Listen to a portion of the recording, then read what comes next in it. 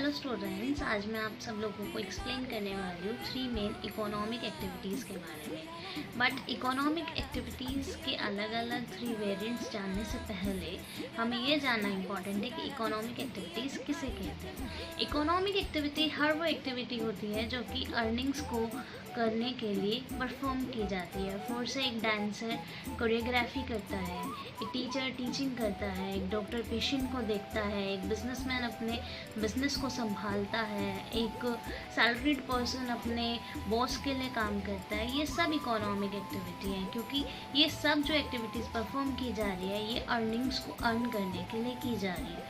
तो we have mainly 3 types of economic activity. First one is business, second one is profession and third one is employment. सबसे पहले हम business के बारे में जानेंगे। बिकॉज बिजनेस वो इकोनॉमिक एक्टिविटी है जिसके अंदर सेल्स, परचेज एंड प्रोडक्शन जैसी एक्टिविटीज़ रेगुलर बेसिस के ऊपर की जाती हैं सो दैट हम अर्निंग्स कर सकें।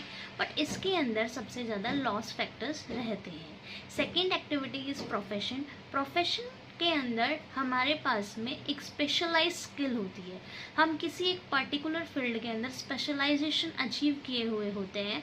उस स्पेशलाइजेशन के बेसिस के ऊपर हम हमारी अर्निंग्स गेट कर रहे होते हैं। फॉर से एक टीचर है, उसके पास अपनी सब्जेक्ट नॉलेज के अंदर स्पेशलाइजेशन है। एक डॉक्टर है, उसके पास अपनी डिग्रीज़ हैं, उसके पास अपने प्रोफेशन को लेके स्पेशलाइजेशन है, तभी वो पेशेंट्स को ट्रीट कर पा रहा है। एक लॉयर है, उसके पास में स्पेशलाइजेशन है, तभी वो उनके जो अपने क्लाइंट्स हैं उनके लिए केस फाइल कर पा रहा है। तो ये सब एक प्रोफेशंस हैं, यहाँ से अर्निंग्स हो रही है, लेकिन इन लोगों को अपने पास एक स्पेशल स्किल है अपनी फील्ड के अंदर।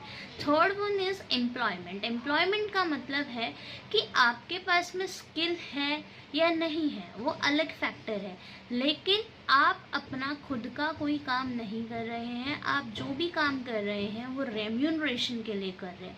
रेम्यूनरेशन का मतलब होता है कि आप सैलरी के लिए कर रहे हैं, वेजेस के लिए कर रहे हैं या फिर कमीशन के लिए कर रहे हैं। विच मीन्स जब आप किसी दूसरे पर्सन के लिए कोई काम करके पैसा अर्न करते हैं तो उसको हम एम्प्लॉयमेंट कहते हैं। फॉर से एक बैंकर है, वो बैंक में जाके काम करता है तो उसका जो बैंक है वो उसको पे करता है, तो here he is an employee.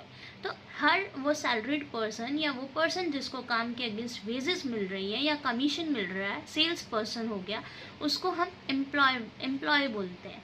तो एम्प्लॉयमेंट का मतलब होता है जब आप अपना काम करके रेम्यूनरेशन मिल रहा है आपको रिटर्न में, उसको हम एम्प्लॉयमेंट बोलते हैं।